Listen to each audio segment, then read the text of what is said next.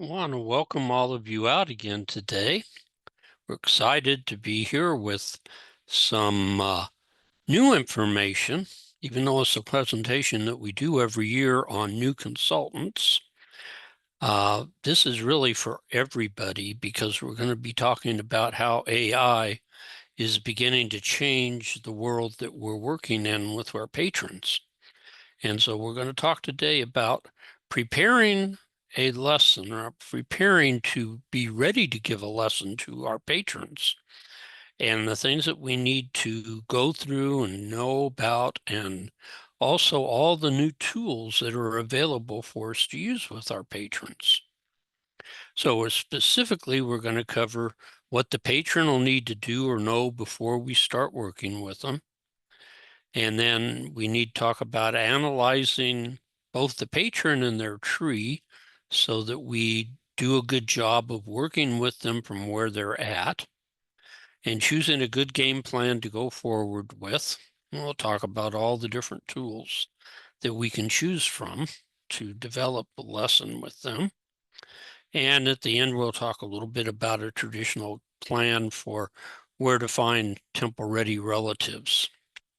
So as we begin to be ready to meet with our patron, there are some things we ought to do. First, of course, is if we don't know this person, is introduce ourselves and get to know them.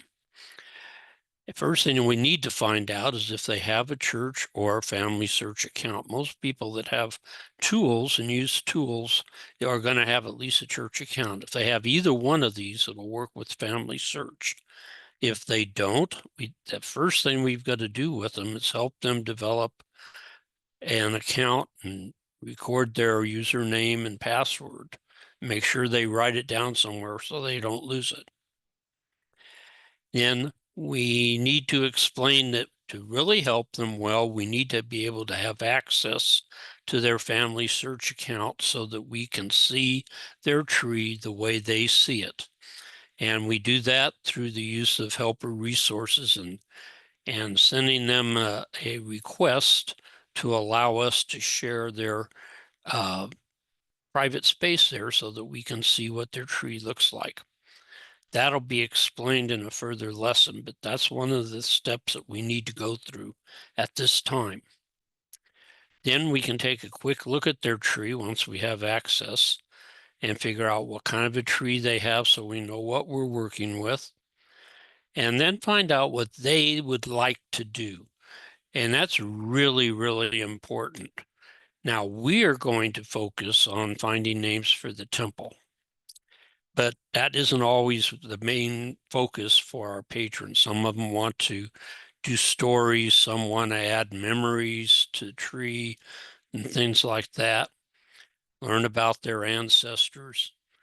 But everybody, we hope, will eventually want to do some name submitting and taking to the temple, because quite frankly, as we know, all roads in family history work lead to the temple. And so sooner or later with all our patrons, we're going to want to push that. So that's what we'll focus on tonight. Okay, and we won't want to forget what our real focus is. And this comes from the web page that's listed there right underneath the black bar. It's a consultant web page, and it talks about the fact that our main focus is the Savior. And straight from the handbook, it says, as a Ward Temple and Family History Consultant, you are to help individuals and families come unto Christ as they participate in temple and family history work. And that's directly from the handbook. And so that's the thing we're going to start with the first time we meet with them, and every time after as we work with them, is to focus on helping them draw closer to the Savior as they do this special work. On that page, the first thing it does is it recommends offering them the use of Ordinances Ready. This is a program that Brethren developed or had developed so that everybody in the church could easily submit a name. They call it kind of a gateway tool for getting us involved in family history because it is so easy. Virtually anybody that's 11 years old and up in the church can use it to gather names for the temple. And so, right away, even if the person doesn't have a tree yet, we can introduce them to the thought of taking a name by offering them the usage of this tool. And then once we're beyond that, we'll start looking at their tree and determining what they have in the way of a tree to work with, and what we can do with them based on what kind of a tree we have. And we'll be able to do that thanks to that helper feature and helper resources that we got from them at the beginning so that we can see that. Okay, one of the first things you want to do is really get to know your patrons so that you can meet them where they're at. That's both mentally and physically. And so when you start working with a new patron, try to determine, what are their skills and capabilities? Are they techie? That really means something because a lot of the things we do are very technical and very technological. And some people just aren't technological. And we've got to take that into account when we start working with them. What kind of devices do they have? We often think everybody's got a computer. Well, that's not true.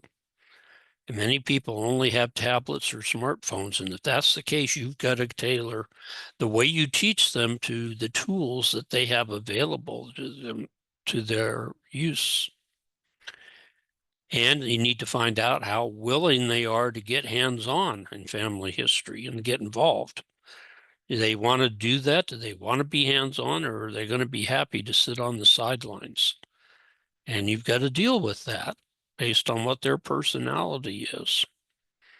Do they have any handicaps that you need to accommodate? That's another thing that's important that sometimes we overlook. And then what kind of involvement do they express that they want? In other words, back to what we were talking on the prior slide, what is it they really are interested in doing and learning? Is it memories? Is it stories? Is it names for the temple? Is it research? Is it learning about their family? What is it that they really want to do? Because that's going to be the thing that they will be most interested in when we work with them. Okay, and the answers to those questions will help us in determining where we're headed. Now, the other thing that will help us determine where we're headed is their tree.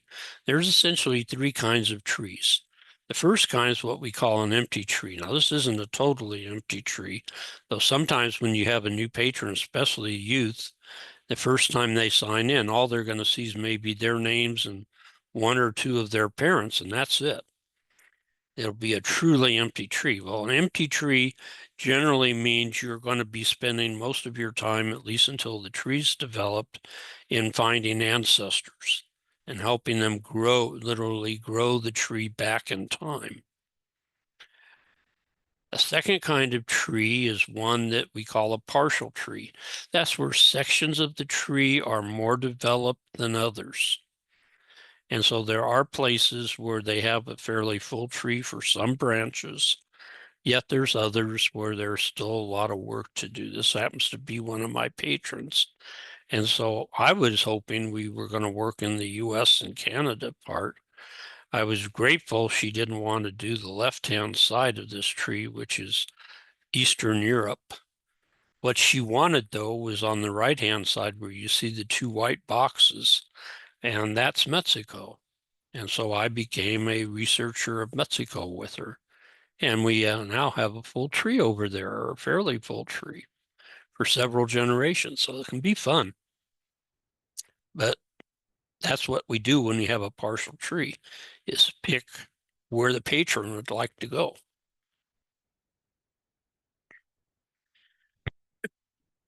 Excuse me.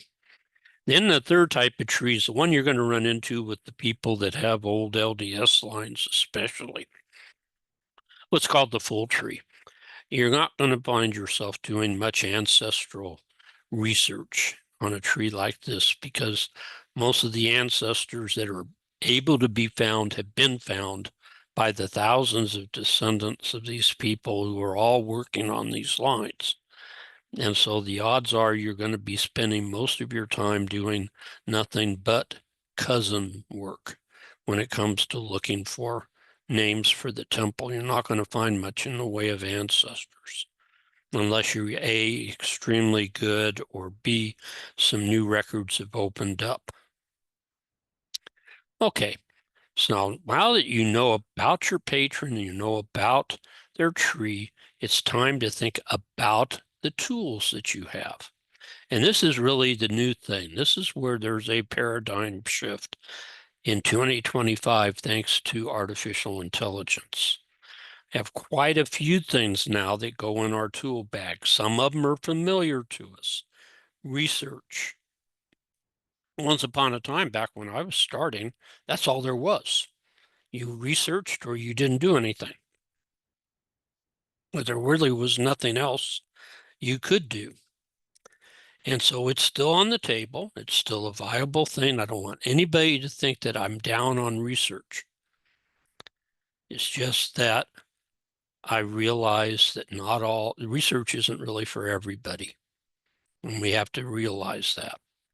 Now, the brethren knew that they had to do something to help us because the traditional research model was only working for 3 to 5% of our members. And so back in 2018 is when they introduced Ordinances Ready. That's the second one of our tools that we're going to have in our kit. Now, Ordinances Ready really wasn't the second thing that came along, because involved with traditional research, we did have a couple of other tool sets that we could work from. One was searching the pedigree view and the descendancy view that's in tree, and using that as our tool to help find people to do temple work for. And the other one was third-party products, and we'll use Puzzilla as the key feature for that, even though there are some other third-party products. So about 2018, this was the extent of our tool bag. Now with 2025, we're starting to get some things, some you may not have ever even heard of. Family ordinances opportunities is one that we'll talk about tonight. Another one are the temple hints and record hints that are found on the homepage. Those have been around for a while. In fact, it's interesting, you're going to see quite a bit about hints. I think the brethren really are pushing that. I think as the number of records expand dramatically, they're able to tie them as they get indexed or referenced to people, able to link them to people in tree more and more to where there's more hints all the time. You're going to find that the process of linking a hint to a person and attaching it as a source often will add people to the family or turn the person into somebody who's now eligible for temple work. So there's a big stress on hints. First, from those lists of temple and record hints that are on your homepage. Then there's a new campaign that's called Hints for Your Relatives that we'll talk about, which does pretty much the same thing. So all three of these green tools you're going to find out work heavily off of hints. Then there's the AI Research Assistant, and it has two different programs. The first program is, again, a hints-based program. And so we have a fourth one that we can draw from. And then the last one that we'll talk about will be the Research Assistant second program, which is one that's found on the person page, which matches up very good with traditional research and can be a tool to help you with traditional research to simplify the process and make it a little bit easier maybe for newbies to do. So we're not going to teach you how to use these programs that much this week. Our job is to just introduce them to you. Some of these I've already made whole classes on, like the Research Assistant. Others I will have classes on, like Family Ordinance Opportunities will be coming up real soon. I also have classes on the 2 blue boxes, Puzzilla and Pedigree View, that we'll be having in the near future also. So what are we going to do today? We're just going to quickly review these 9 tools and help you to become familiar with them. And you're going to find that some of these will work better with different patrons. And the key is going to be to determine which is the best tool to use with any individual patron. And our goal, like I said, is not to teach you how to use it so much as to get you familiar with it. Okay, we're all very familiar with Ordinances Ready, but I'll go through the same process with it that I go with the others. Where can you find it? Virtually everywhere. Everywhere you look in FamilySearch and FamilySearch type records, you're going to find references to Ordinances Ready. The ease of use, it's the easiest of all to use. And I'm not going to knock it because the brethren feel strongly about this. They said in the priesthood leadership meeting 3 years ago, they wanted every member of the church to be using this tool. So if they feel that way about it, it's not something we're going to knock as saying, well, it's not accurate, things like that. What we will say is it does need to be used with care. You do need to learn to process the person that you're picking a little bit until you're satisfied that they really are eligible for temple work. But it basically, it's the easiest tool there is to use. All you need is an account. You don't even have to have a tree, because if you don't have a tree and it can't find anything for you from your family, it'll then go to your ward and stake members that have submitted and shared with the temple. And if that doesn't work, they'll go to the general population of the church. There is limits on this, and it's mainly in numbers. You're allowed X number of ordinances, depending on which ordinance you're going for. Like generally it's 4 for baptism, 1 for endowments, and things like that. You can't build up a group of ordinances with it. It's designed that way because it's so easy to use. They don't want you building up a big mass of ordinances. So that's kind of a drawback that you have to learn to work with. And it is best for those that are just getting started. Like I said, this is a kind of like a introductory tool to family history. It's a way to get people started. And my personal feeling is you want to try to help grow the patron as you work with them to where they can graduate from using Ordinances Ready and use some of the other more patron-directed activities that are available to them. But if they want to stay with Ordinances Ready forever, more power to them. If it works for them, it works for them. Okay, family ordinance opportunities is something that's new, and you may have not even heard about it. It's found only at a link right now, and this is the link. It's a campaign. It's a pre-experiment, so it's not even in labs yet, but I think it'll be there soon. And this is an interesting tool. It's built or based on the fan chart of your tree, and is very easy to use. That fan chart looks like a normal fan chart. It's got some little green circles between couples, and in those circles are numbers. And those numbers represent how many of that couple's descendants for the first 4 generations, approximately how many of their descendants in 4 generations either are available for temple work or need more information and then should be available for temple work. And so basically all you're going to have to do is pick a place in the tree to start, click on that number, and you'll be fed a list of relatives that you know come from a certain branch of your family.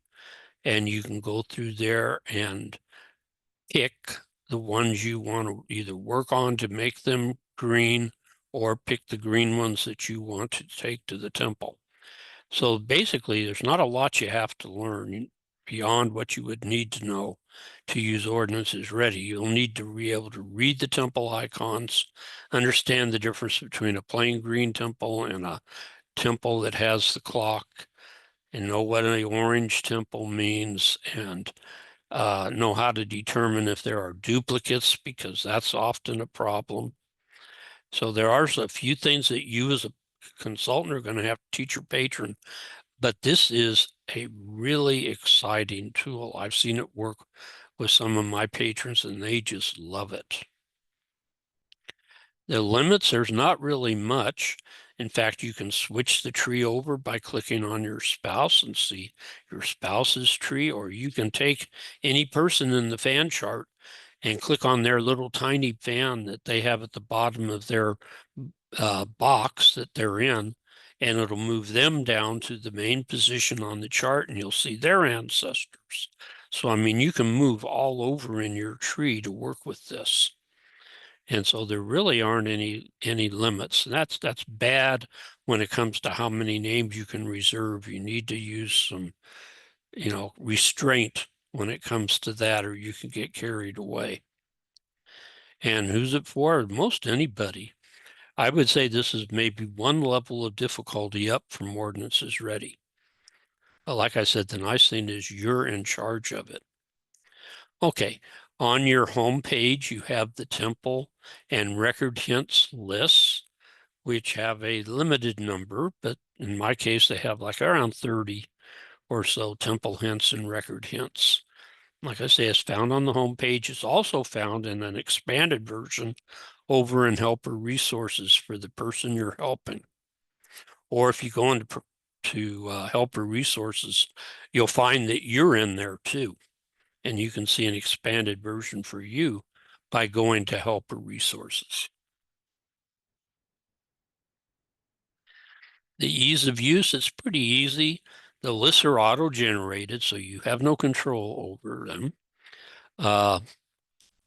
You're going to need to read the icons and know how to work with people who need more information. So that's something you're going to have to teach the patron. On the record hints, you're going to have to help the people understand how to take a record and turn it into a source by going through Source Linker, and also watch for duplicate people and things like that.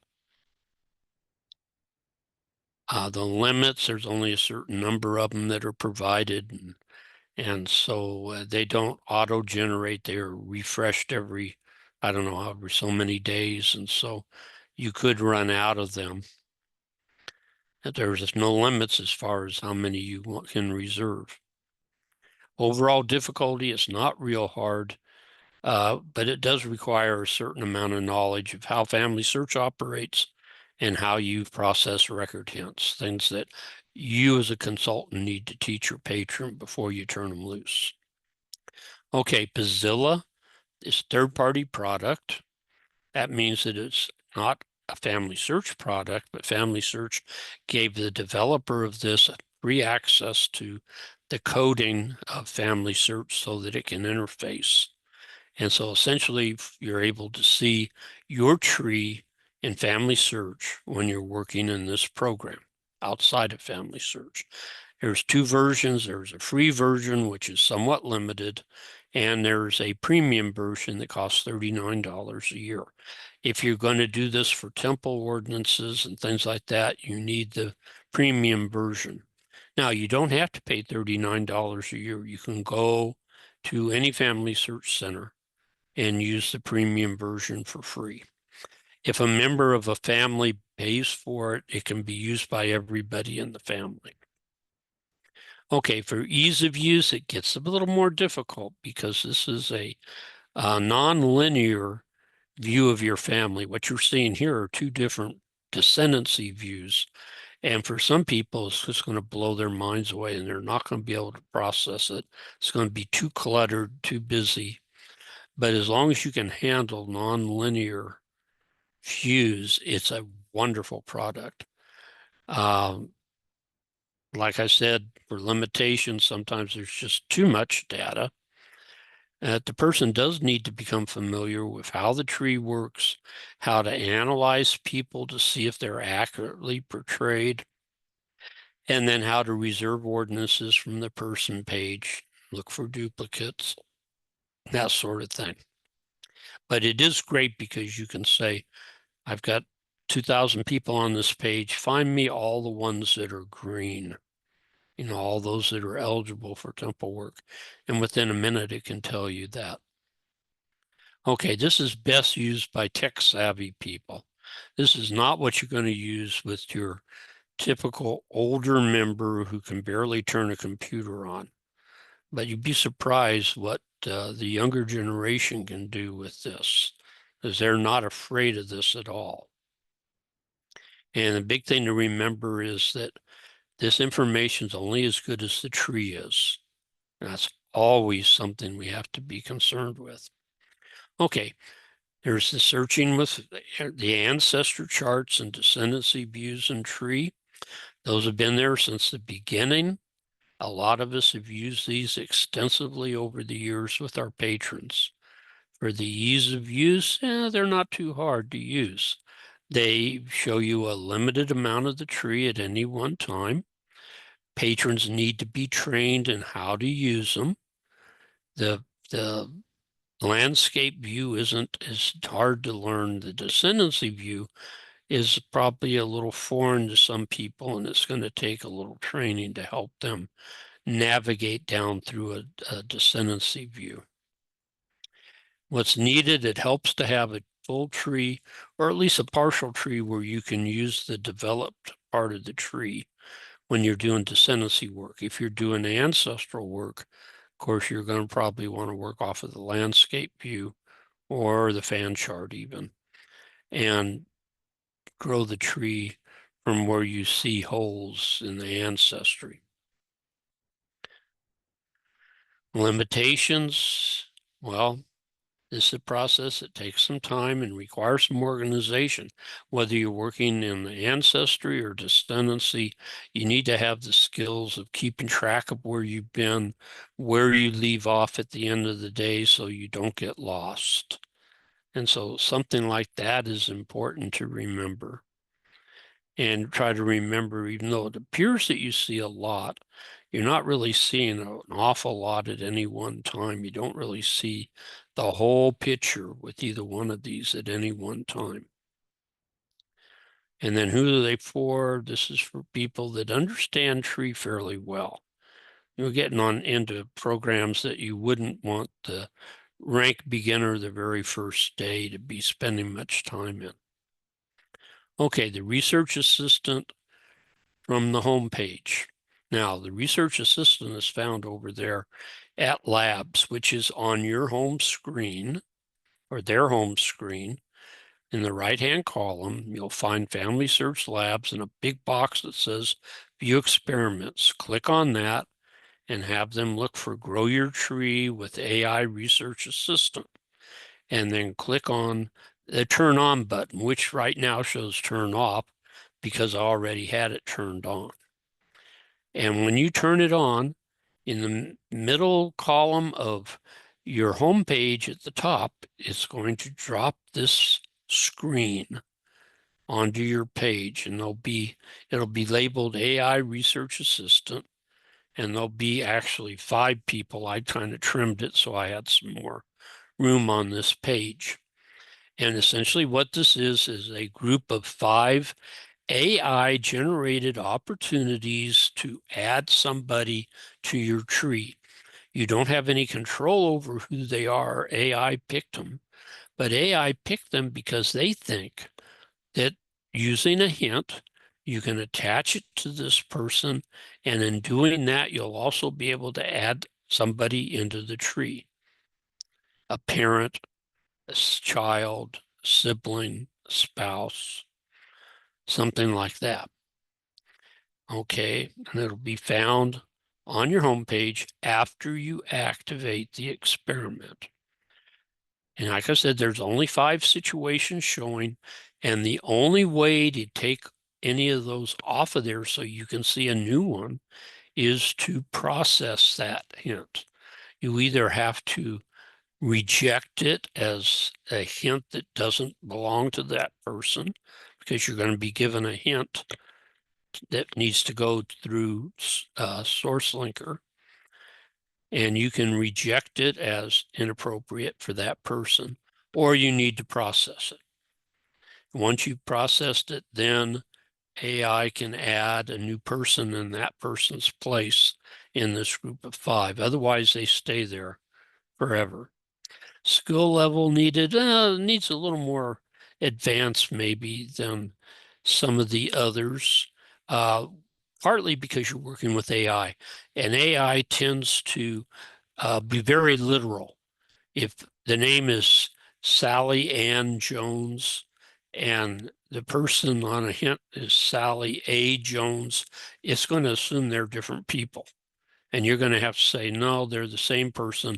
I'll merge them together. I'll do the hint and I will source that Sally A to the Sally M because I know they're the same person. You're going to have that kind of thing to deal with, or a full birth date versus just the year, even though it might be the same year. AI is going to think it's a different person because of that.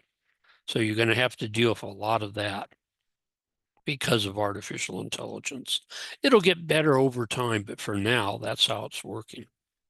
Now, also remember, this tool is only available, AI Research Assistant, to people in the United States and Canada who speak English or use the English format on FamilySearch.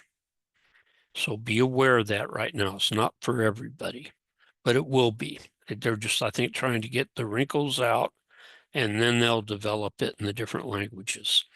The next one is the Research Assistant second program, which is one that's found on a person page. Once you've activated Research Assistant and you go to somebody in tree, anybody, you're going to see this little bar across the top of the home page for the person that says AI Research Assistant.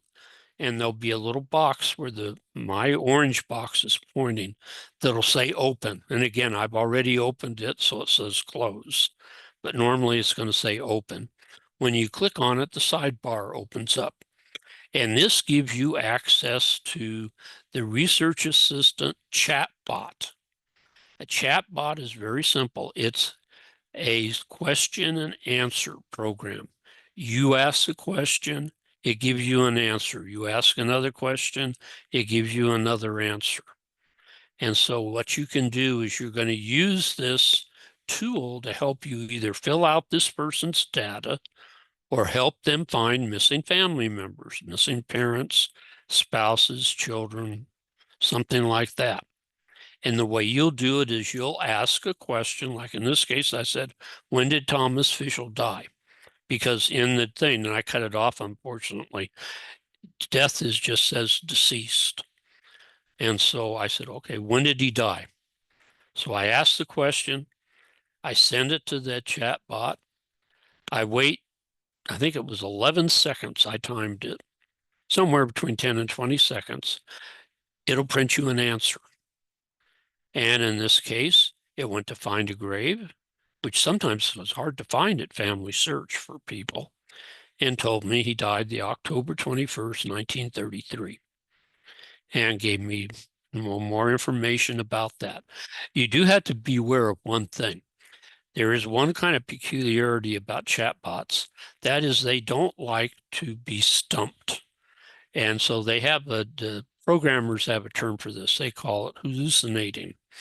You'll find that sometimes a chat bot, when it's stumped with the question and can't give an answer, it will just make up an answer. And you always have to kind of watch out for that. That's called hallucinating. And so just be aware that that's a possibility. And in any case, always double check answers it provides just to be sure that they're accurate. That's why we're in charge and they don't automatically add stuff in tree. You do the adding. It may suggest, but you have the final say. Okay, and the last one of these is another one of those hint programs called Hints for Your Relatives. Again, it's a campaign that's out there. It may develop into a full program. We'll have to wait and see, but for right now, it's a campaign. And there's the link for it. And the thing that's nice about it is there are more hints here than you would get in the other hint programs. They are not totally 100% current. They're updated every so often. And so sometimes you're going to find they've already been processed, and it takes time till the next update before they go away. But these people that they're offering you are supposedly your relatives. You're going to be able to view the relationship. You'll also see, like some of them, it'll say record already attached. So that one you can just ignore. They'll give you their birth and death dates if known, and that will help you to determine if the person is, 110 years old or older or younger. Because if they're younger than 110, you know you're not going to be able to do the temple work. You could still attach the hint. It's just you're probably not going to be able to do any temple work unless you happen to be an immediate family member. Down, and then you also see the ones that you can do will be the ones that have the little box that says review record. And that'll take you over to SourceLinker.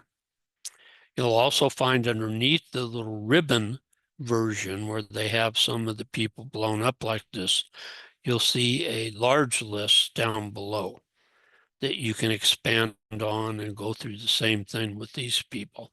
They try to pick the people closest to you in relationship. So these aren't going to be very distant cousins. They're going to be mostly closer cousins.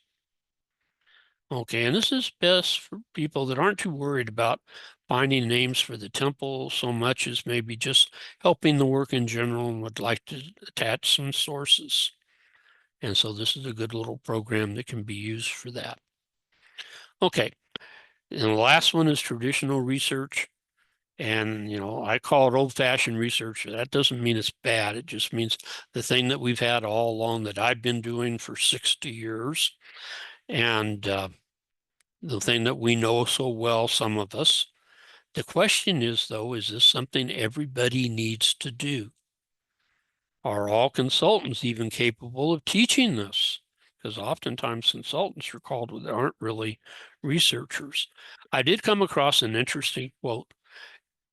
Elder Kevin Hamilton, who's a 70, and he's the executive director of the Family History Department, Family History Department, said this in an article in the Church News back in December. He said, family history and genealogy by nature can be complicated. It requires a lot of knowledge and experience. For 95% of us, it is a roadblock because we do not know quite what to do. What we really want to do is just take a name, a family name, to the temple and perform the ordinances. And that is something we need to consider. There will be some patrons that are at that level. We need to develop a program that works for them and not try to put them into a different box. Okay, so that's why we have so many different programs here, so many different activities that they can be channeled into. And our job is to guide them to the best tool. Another thing we need to consider is reservations, and try not to get carried away reserving everybody we find. There are other members of the church, 17 million of them. Give some of them a chance to reserve also. Okay, because some of these tools will allow you to reserve many, many names, but do you really need to reserve every name you come across in tree? I'm not going to answer that question for you. That's for you to answer. My recommendation is that we take, like the Brethren have asked, only as many as we need for a short period of time. Okay, the dynamics of the tree, that's one other thing we might want to note that we don't often think about, and that's it. Over time, it's getting harder and harder to find people. And that's why we don't want to hoard the few that are left for us in North America, especially. It's been said that in other program that I worked in for a while, that about 85% of the people on the U.S. 1910 census are already in tree. 85% of the names on that census are already found in tree, and most of them have already had their temple work done, though some haven't. But there's not many, only about 15% of them that need to really be added. And so that's something we need to be aware of. Now, that doesn't mean the names are going to dry up completely, because like this year, we can go back to the year 1915, which is 110 years ago, and almost 3 million people were born that year. And not all of them are members of the church or had their temple work done or even in tree yet. And so there's a lot of new people that become available every year. In 2026, the people in 1916 will become available. And so there'll be more there. There are billions of people outside the US and Canada that need their work done. And I personally feel that the day is going to come where they're going to say, don't worry so much about your ancestors. Let's start working on the people in these other parts of the world. But that's just my opinion. Okay, last thing, just how I've developed a program to help find people that need their work done in a productive way so that you don't waste a lot of time. Okay, I call this a cousin finding model for the US. This is designed for the US. It could be altered for other countries. The first thing you want to do for the US is to farm what we call the golden 1800s. This is the fertile ground where there's a lot of records and a lot of people, and many people that are still missing. This is a ground that ends now in 2025 in the year 1915, because again, we reach that 110-year limit where you have to be closely related for people born after that. So it's okay to do this up to the year 1915 for people's births. This is a great time period to find people in because there's a lot of records: census records, marriage records, death records, burial records, church records, probate records, newspapers, and on and on and on. There's a ton of records that we can use to help find people. But we don't want to go straight to there because we're probably going to be working on cousins. What's been found to be the most productive thing to do is to find where in our tree our earliest church members were. And then when you identify on a certain branch of your tree where the first member of the church is located, go back before them 2 or 3 generations and then start coming down for cousins. You don't want to start with them and do their cousins or their descendants, because everybody in the church has been working on those. And most of the time, those people are pretty much covered. But what we didn't do was go back before our family joined the church and then do the cousins for those people. And so you'll go back in time to probably early 1700s. Don't go back too far, because every time you go back, it's that much more possible that the tree's inaccurate. You want to make sure you're really doing work on your relatives. So anyway, you go back 2 or 3 generations. And another way, how do you figure this out? Well, one of the things is, and you'll find, even though they say, now this isn't true what I'm saying, but it works almost all the time. When you look at your tree, the relatives that have a KW at the beginning of their ID are members of the church that were put into tree back when FamilySearch was first populated. And on the day they dumped all the memberships of the church in, living and dead, the numbers they were working with were KW numbers. And so they all happened to have KWs. So that's one way to quickly identify a person. Another way to find that person that's early member is to just look at their person page and see where they were born, where they died, and you'll often find references to places like Utah, Idaho, Nauvoo, Far West, Kirtland, places that there's church members. That'll often be a clue. And of course, third way, the obvious way, is to go into their record and look at their ordinances. And if they had an endowment done while they were living, obviously they were members. So, there are several ways to identify who's that earliest member in that line. Okay, once you find them, that'll be your starting person that you'll start working the Descendancy. And you can use the Descendancy view, which is in tree, and we'll have a whole lesson on how to do that and use that tool. And the other one is we'll show you how to do the same thing using Puzzilla and how it can be used to help you find cousins that need temple work also. Okay, so the big thing for today is don't forget, try out these new tools. They're there for you. You need to become conversant with them and learn how to use them so that you can teach them to your patrons. And finally, just remember our whole goal, besides leading people back to the Savior, is helping them develop a love for family history, meet them where they're at, and help them come a little closer to the Savior by going a little deeper. And so study these processes and principles along with our recommendations for finding ancestors and cousins. We'll go into this in more detail the next time we meet with one of these lessons. And the next class will actually do a lesson from scratch through finish, and we'll take you through all the steps of how to prepare a lesson for a patron where you show them how to add some new people into the tree that need temple work. Now, this is a second in the series. The first one, if you're interested and didn't see it, was entitled, I'm a New Consultant, Where Do I Start? And you can find that lesson. It was done in March of this year. Just go to YouTube and search for our channel, which is Fresno North Stake FamilySearch Center Trainings, or just put in Fresno North Stake and it'll probably take you right to us. And then find the class that says, I'm a new consultant, where do I start?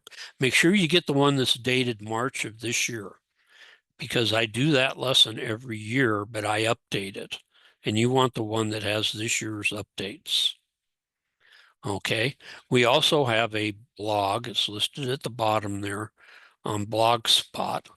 And there, besides finding links to these lessons, there's also a link to a PDF of the slides for the lessons. Those slides you can download. You can download the PDF and then use them however you'd like for yourself if you happen to be a trainer. So we thank you for coming today. I know it's been a long lesson, but it was well worth it, I hope. And we will be seeing you in a couple of weeks with a new one. Have a good day. Bye-bye.